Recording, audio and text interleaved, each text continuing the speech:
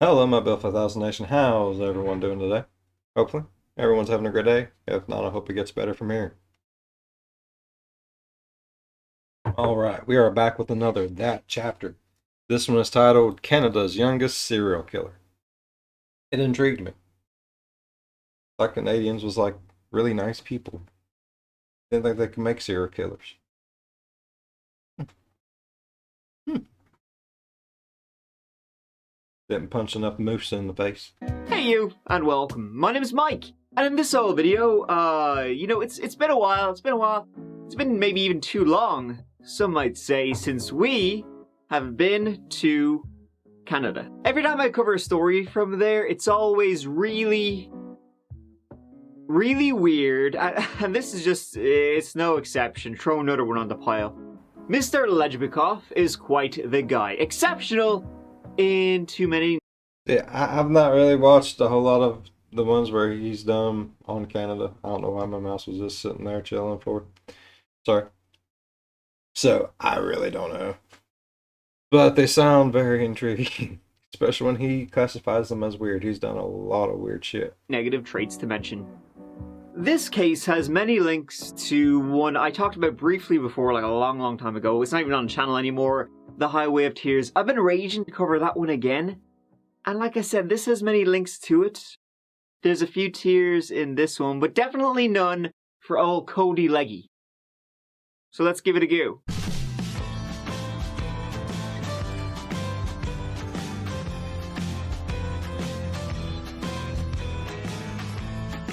I don't even want to try to pronounce that last name. Let's, I would butcher Legibuzhikov. set the scene. And what a scene it is to set. The city of Prince George lies in the heart of British Columbia. That wild and kinda serial killery place. Goddamn, bit worrying. Prince George is home to about 75,000 people, and apparently, according to some people, That just shows when you've had too many shots of maple syrup and there's no moose to punch in the face, you become a serial killer. Proven fact. Right there. talking about the town on like Reddit, it's quite rednecky. Make of that what you will. But it's affordable, it's wild, you got hunting, fishing, quad biking, and a lot of forest. Though its crime rate, as of recent years, has been a bit uppity. And that's just in recent years, so whoa boy! Uppity. I like his terminology there. But that happens. It's sad, but usually the places where it's a little bit cheaper to go, you go because it's cheap, not because you want to.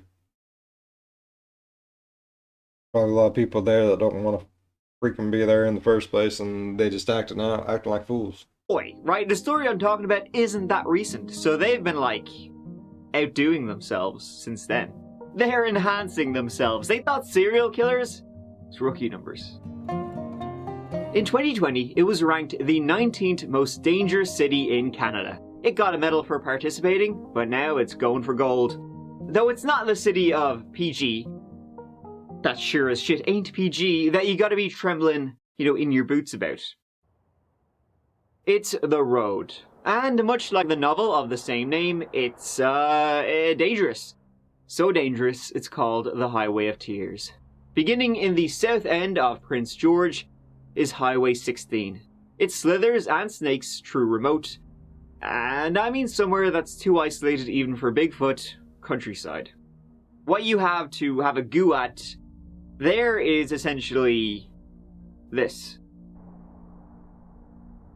It journeys through wild country with great relish before reluctantly entering civilization. If I'm being generous, at Prince Rupert, a little seaport host to less than 15,000 people. Why would you make a main road like that so freaking dangerous?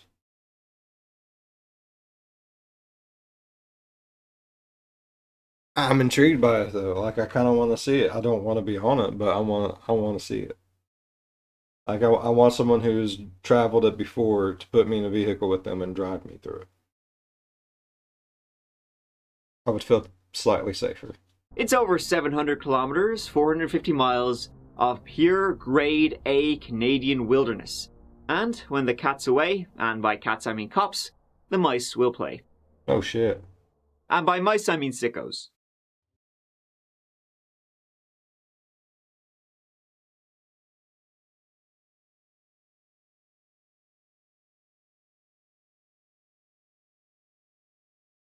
So literally, once you get on it, you're pretty well isolated for almost 500 miles. That that's creepy. That's really fucking creepy.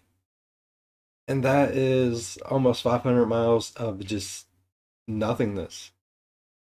No wonder there's so many people getting murdered. You could do it anywhere. That's the problem. I figured it out. Put cameras inside trees. Over the last 50 years, depending on which criteria you use, the number of women, primarily First Nations, who have disappeared along that lonely highway ranges from a dozen to possibly almost 100. No one really knows for sure. I personally would probably kind of point the finger towards the higher end, because the police simply do not give a shit. Fuck. As I said, I briefly touched on this topic before. It's a big one, and one I will certainly be revisiting. So, I won't delve too greedily or too deep, mining for misery. We'll get back to it. Today we're looking at one case in particular, or rather 4 cases which led to one. Our first began on the 9th of October 2009, when Or that leads to one. Oh, is it like a domino effect? What the shit kind of stuff is that? 5-year-old Jill Stacy Stuchenko disappeared from Prince George. Jill was reported missing by friends and family on the 22nd of that month, almost 2 weeks later. Jill was the mother of 5 children, all of whom were in state custody. As Jill, she was a sex worker and addicted to drugs, something she had tried time and time again to quit. But, like the tide, each time she washed out, she was pulled back in again. Despite her troubles, though, she was well liked. She was apparently, lovely to talk to and had a fabulous voice. So, her disappearance. And poor lady. Poor kids. I hate situations like that. And she tried to get. Once that she gets you, people, it's got you. Got you good. Hearing was frightening. Even more so when she was found. Found alive and well. Alive and well. Nothing was wrong with her. On the 26th of October, a passing hiker discovered half-buried remains in a gravel pit just outside of town. Never mind. It went bad. It went seriously wrong. Everything went to shit. She's dead. Just one time. Just one time. But like to be happy ending. The end. And they actually come on and be like, happy ending. The end. No. It's supposed to be like half their bodies just popping up on them. It was quickly determined she had died violently, suffering massive blunt force trauma blows to the back and side of the head and to the face. Almost a year later, on the 31st of October 2010, another woman vanished from Prince George. This time, it was 23-year-old Natasha Lynn Montgomery. She was last seen in the north end of town. She was leaving a friend's house, and she vanished into the night. She was a sex worker. Police would say she was leading a high-risk lifestyle, but it wasn't like her to not check in with her family. And she looked like she could be like a school teacher or something. Man, that's sad. I hate when people get to the point in life where they see no other option than selling their bodies and doing whatever they can to make themselves feel better about the stuff they have to do. Breaks my heart.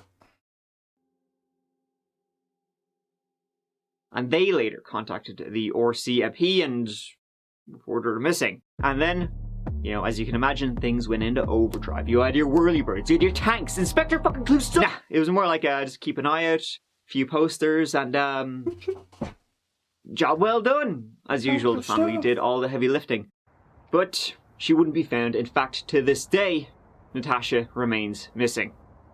Damn. That's awful.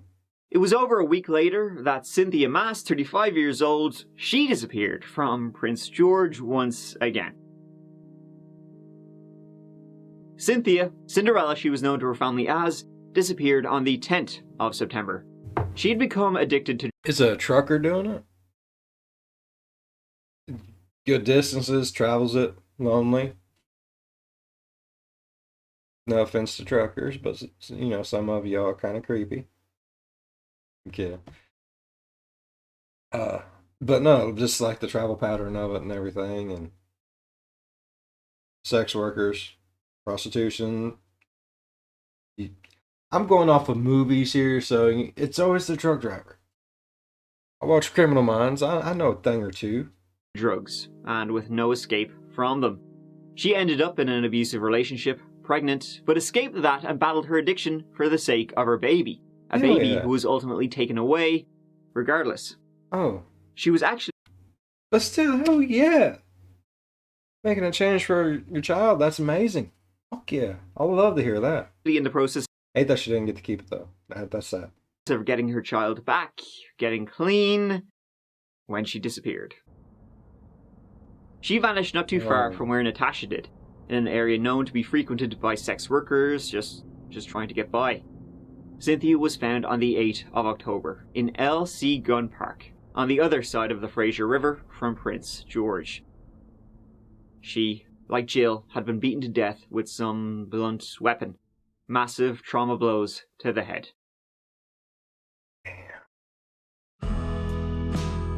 So, one is for sure dead. The second, number 2, is still missing to this day. Number 3 is also dead. 1 and 2, both beaten to death in the same way. More likely, 1 and 3 both beaten to death in the same way. More likely, number 2 probably had the same fate as the other ones. Damn. This is awful. Beautiful scenery, though. I mean, damn. I mean, look at that. That's fucking pretty. That's a view to die for. Sorry. In 2010, Lauren Leslie was 15 years old, growing up with one sister and one brother. She grew up with her mother in Vanderhoof, a town about an hour up the Highway of Tears from Prince George. She was great, she was kind, she was good in school. She was also legally blind. She had 25% vision in one eye, 50 in the other. But that didn't hold her back from her dream of becoming a forensic pathologist. I don't know, but those numbers ain't what they're supposed to be, so I said, oh shit. And so, as she had difficulty seeing and she kind of lived in the middle of nowhere, she spent most of her day on her computer, online, chatting away with people from all over the world on all sorts of social media. And she was introduced to... Oh, she looks sweet as pie. She's gonna die, ain't she? Fuck. To Nexopia, a Canadian social media site, a kind of a message board type kind of dealio.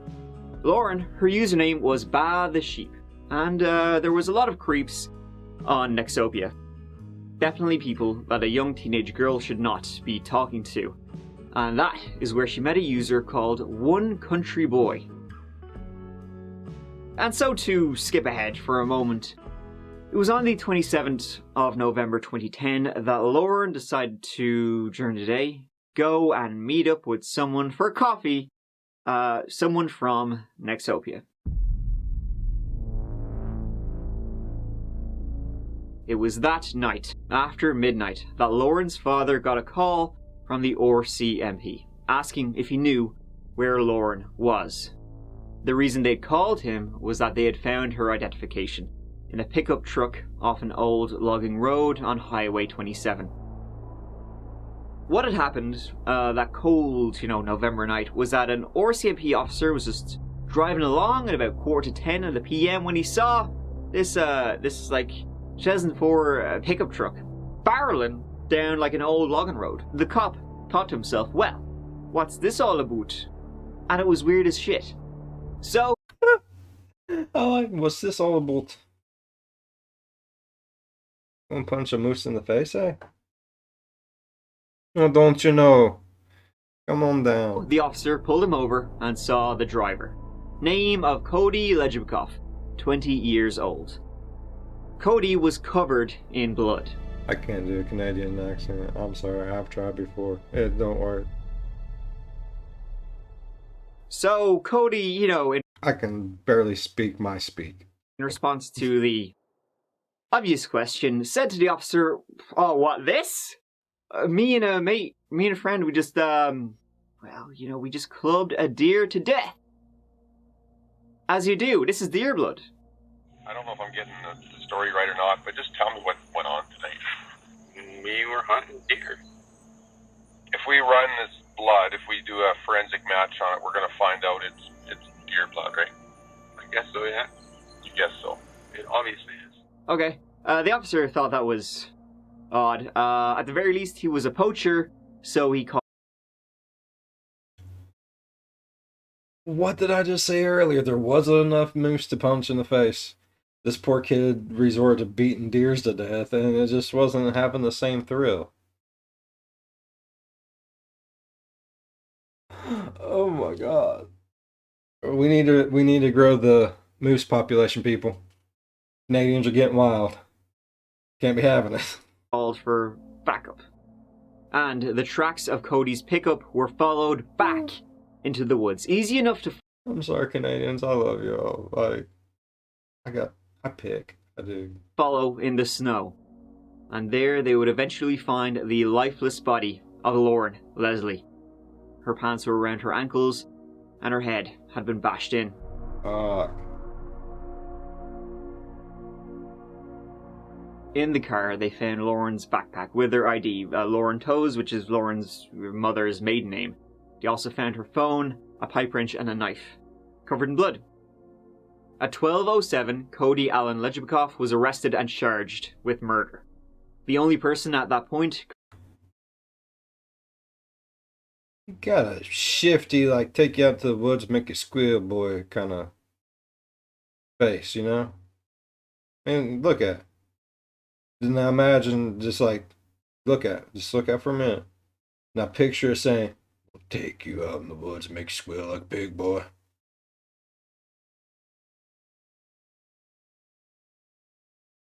The same. He's got that look about him. Cody wanted to talk to was his dad. Why? The time now is 0015 hours on the 28th of November 2010. I'm arresting you for the murder of Lauren Dawn Toes.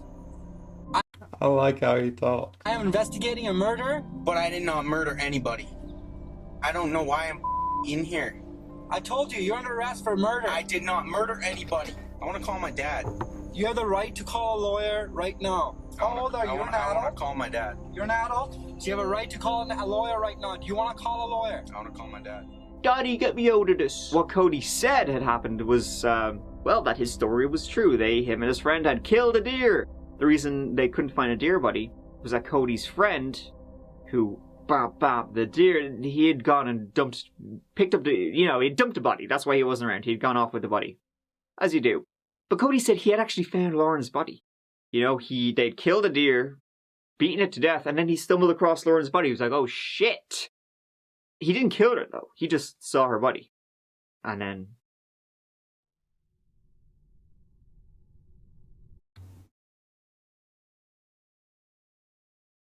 Bro, look, me and my buddy, we was in truck, right? Okay, we're going down the road. We're going a little slow. It's a little slicky out, Don't want to die. And as we're going down through here real slow, this Bambi looking motherfucker just gets along the side of the truck, like, just looking at me. Me being Canadian, I'm like,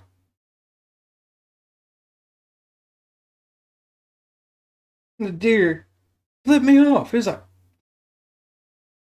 so, you know, we got out of the truck, chased the deer down on foot, beat the shit out of him. As I was walking out, okay, my dude picked up the deer and went that way. I don't know why he went that way, but he's like, I'm walking home from here. I've got so much adrenaline, and then he threw the deer on his back, and he just like Naruto run all the way home. I was turning around, coming back out, and I came across this poor dead girl, breeches around her ankles and all. Like, I don't know what's going on.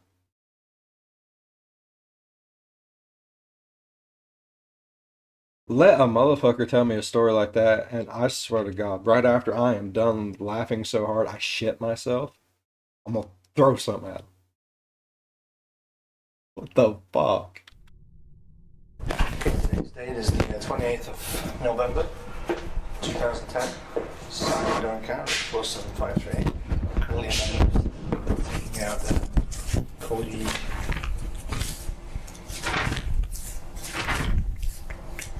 leggy book off.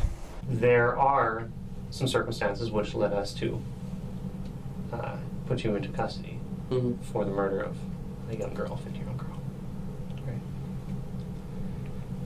If this is the case, where there's some explanation here, you know, I'm willing to listen to you. Yeah, there is. I had found her there. And I got scared. And I seen it. Seen her stuff lying on the ground. And yeah, I decided to take off. It's like, fuck this.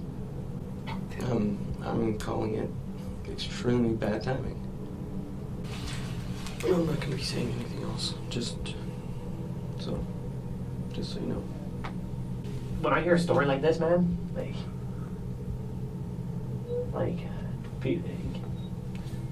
a horrible thing to have happen to a person when you're a girl. Of course. Yeah. Like, what kind of Who was the lady? Was that his mom or? person would do something like that? I know. I'm asking you, what kind of person do you think would do something like that? Obviously, not a good person. Yeah, it's kind of tough to He's not wrong. Obviously, not a good person. wrap your head around it. Yeah. Like, do you think there's anything that would motivate a person to do something like that? Like, what would cause a person to do that? Well, I don't know. So that's what a Canadian interrogation looks like. Man, they need out smacking the shit out of him with stuff. And like, you little son of a bitch, tell me you did or something. God, you're not gonna be able to breathe tomorrow. No, I didn't do it. I don't give a shit no more. I'm tired. You're tired. We both just want to go home. Only one of us is. And it just depends on how many more times I gotta hit you until you confess before I get to. All on them, people. Cody was 20 years old, living in Prince George with his girlfriend, and he worked as a mechanic at a car dealership in town, the Ford dealership in town. He had no history of crime and had never once popped up on the police radar before. So he had a pretty good job. I mean, working for a dealership as a mechanic.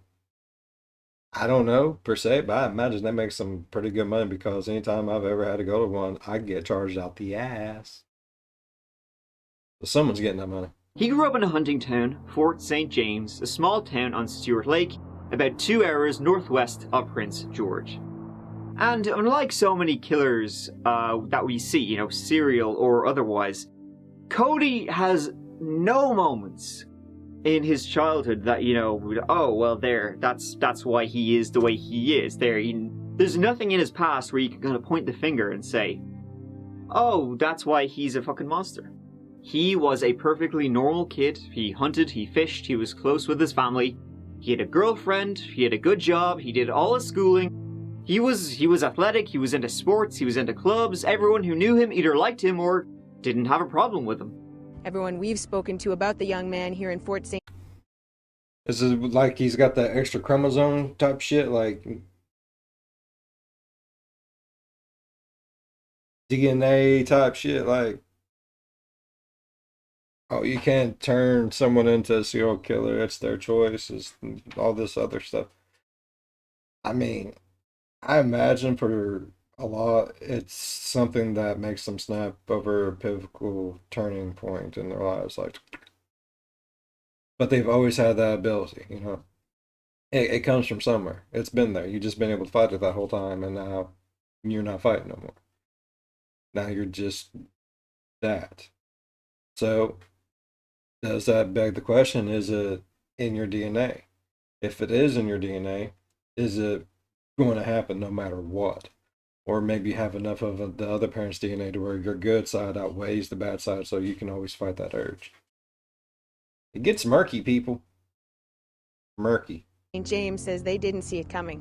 When my friend told me it was Cody, our friend and stuff, and I couldn't believe it either. I was like, oh my God, that was Cody, because it's from your own town, right? So that's when you're like, this is unbelievable. His reputation at this school. This is unbelievable. It's, bro, it's Cody. Oh, yeah, gotta get that. I don't understand that. That does not protect my face from the sun in any way, shape, or form. You know what I mean? That dude. Oh God.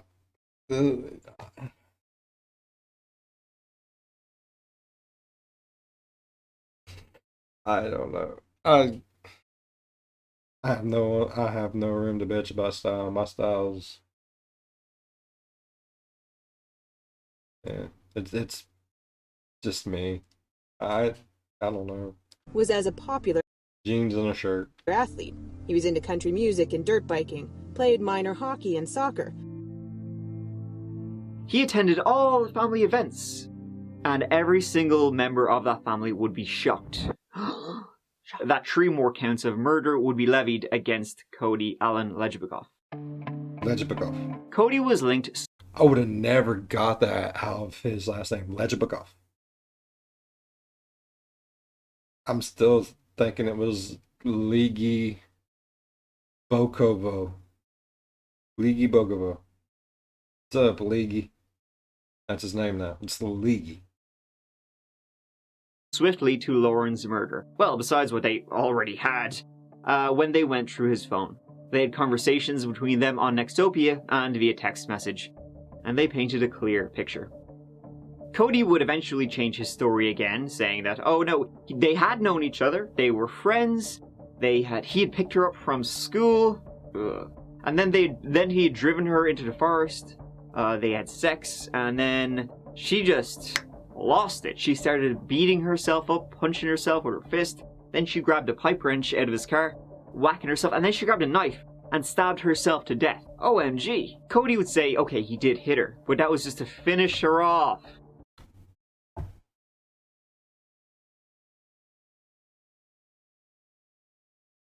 Oh, can we do another little story here? Alright, look. I've known this girl for a minute. We've been talking around, nothing too serious. You know, one day she's like, hey, pick me up from school. So, you know, me being the solid bro I am, went down there in my old pick'em truck up, got her, started going on down the road. She's like, you know something? I'm feeling a little hot. You want to bother me? And I'm like, man, I'm all hopped up on maple syrup. I punched 2 mooses in the face. It's going to be a good day. Pull off the road. And man, I'm telling you, I was just so good. She said that there'd be nothing that she could ever compare to me ever again. So she just started beating herself. And I'm sitting there like, I know. I'm amazing. It's that syrup.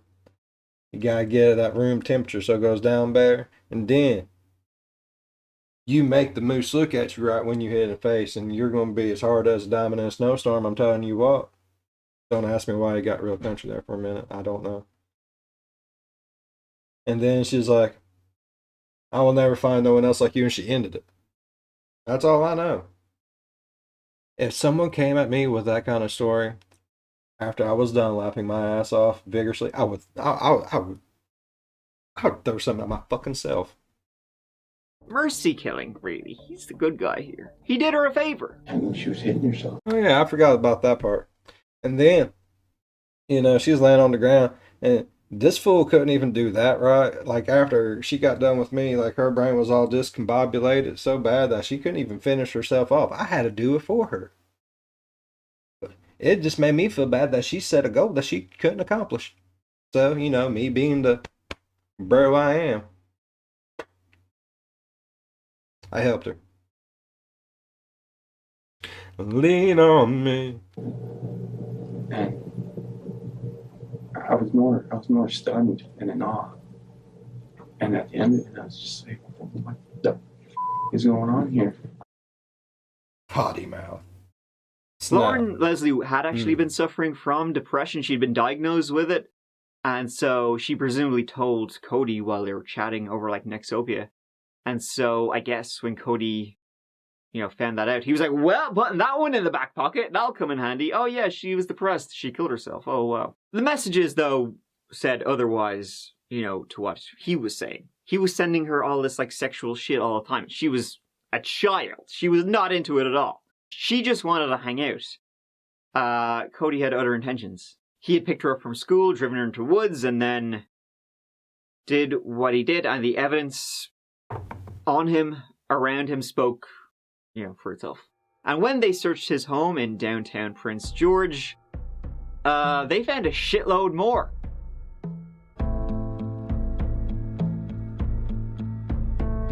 There was blood everywhere in his apartment in downtown Prince George. This is like that fucking Adam Strong bastard all over again. Jill's blood was on his couch, saturated. Cody had also moved after she was killed, and when the police searched his older basement apartment, they found more of Jill's blood soaked into the carpet. He had taken her back to his apartment when his roommates were away and killed her. The shorts Cody was wearing when he was arrested for Lauren's murder, they were tested, and Natasha's blood was on them. Also on sheets in his bed and the carpet and in the bathroom. Also on the handle of an axe. She's still never been found, but she was likely chopped up and disposed of. And Cynthia, her blood was on his shoes and on a pickaxe in his apartment. Not good for Cody, but they solved 3 more murders. And he was charged with all of them. Damn. How old was in this Prince boy? George today, the start of a distressing trial involving the murders of multiple women. 23-year-old Cody Ledger-Bokhoff is charged. Thank you, man. You are a very polite person. I literally just asked that question. Lovely. 23-year-old already murdered like 4 people, maybe even more. We don't know. We'll never know because evidently he never told him where the other body is, so it ain't like he gives 2 shits. That's just the ones we know about. Charged with first-degree murder, accused of killing 4 women in separate incidents in 2009 and 2010. Kirk Williams has more on what the Crown alleged in its opening statement. The Crown outlined its reasons to the jury why Cody Ledger-Bokhoff has been charged with 4 counts of The Crown. So they do like one of those courts where you have like the judges and they wear the wigs. Bro.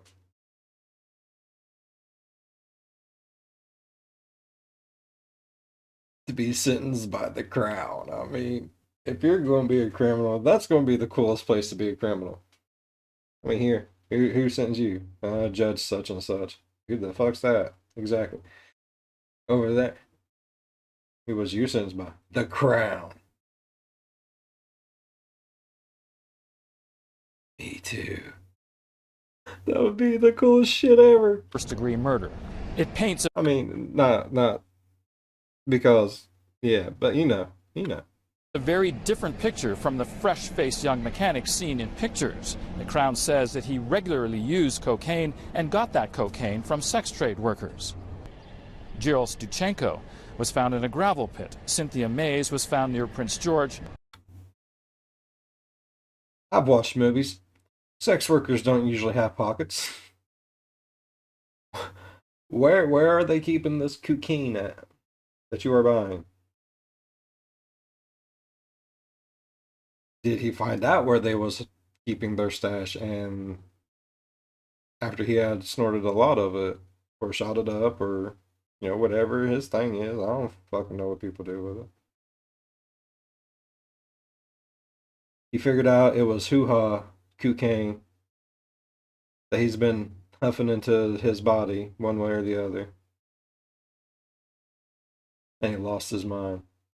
And he killed him. Yep, that's what happened.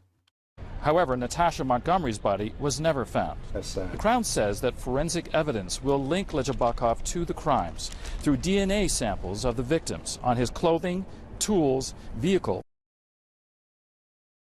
Ligi Bakov.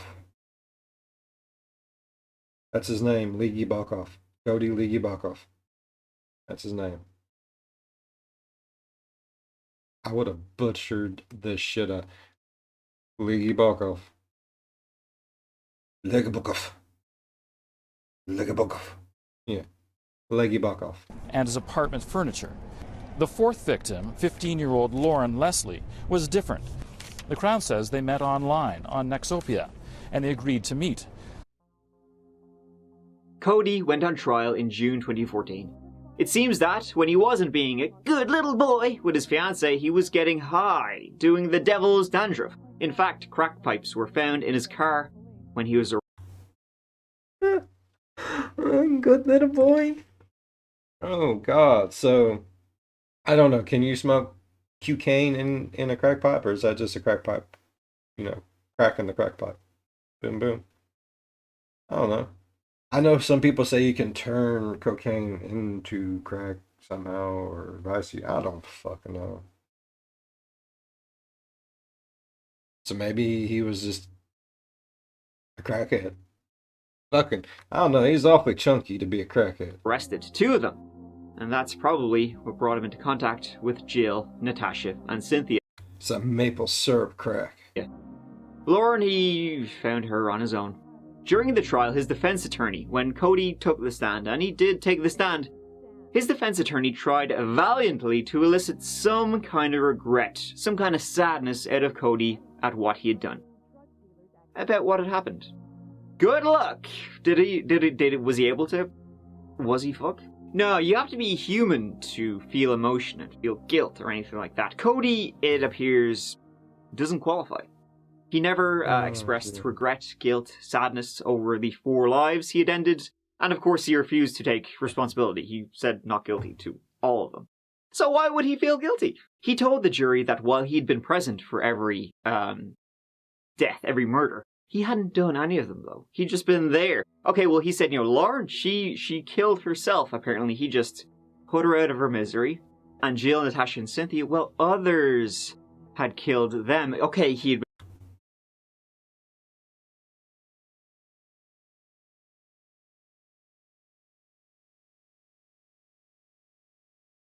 Either he's telling the truth and he's got the worst case of wrong place, wrong time things that's ever happened to fucking anyone.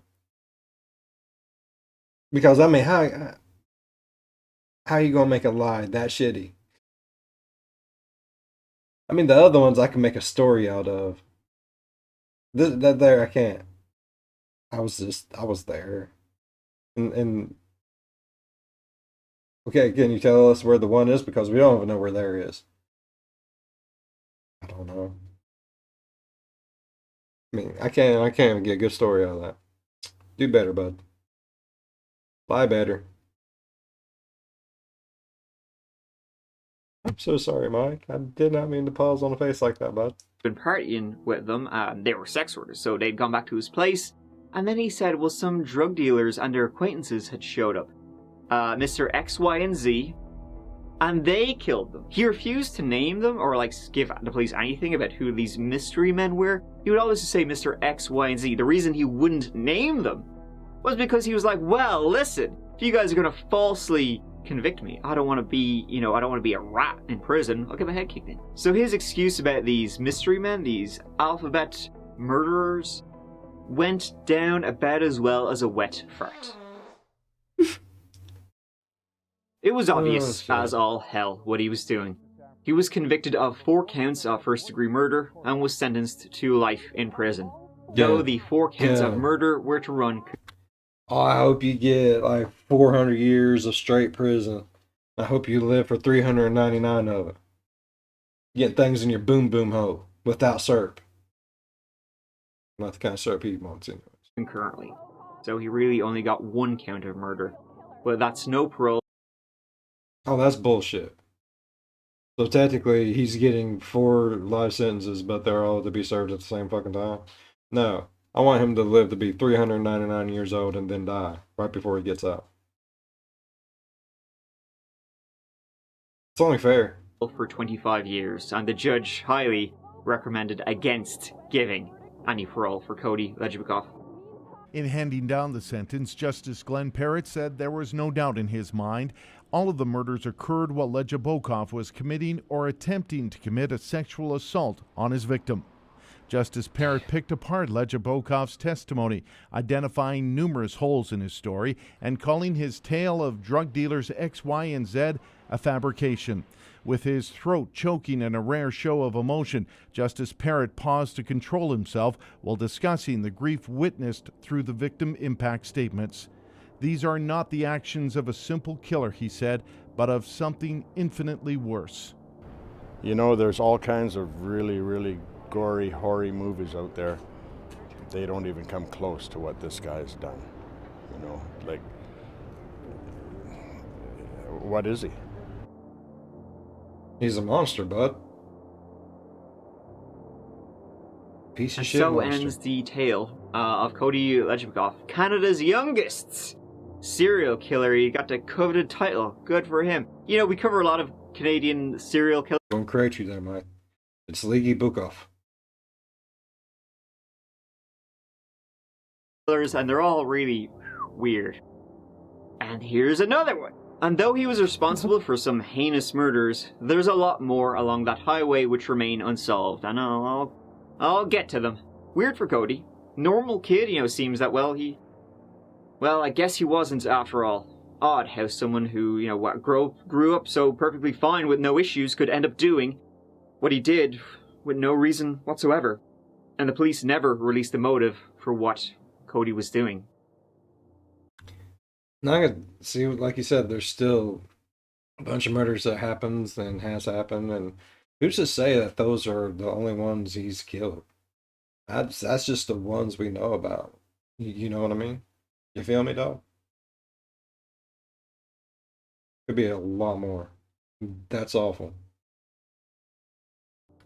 Usually, you know, there's some kind of inciting incident, right? Their first murder, and then they get hooked on it. It's like, seems like there's nothing for Cody. He just was a monster. Cody Lejbikoff? More like Cody, would you fuck off? Thank you so much for watching. I really appreciate you taking the time to watch this whole video with Misha. I mean, that kind of wraps it up, so, you know, thanks. But, you know, I'll see you as always real soon in the next old video. But until I do see you, just, you know, really look after yourselves.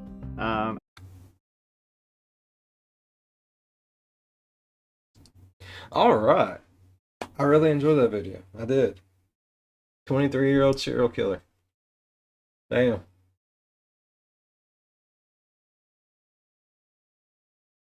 And he did all probably within a span of a year, maybe a year and a half, because that's 2009, 2010.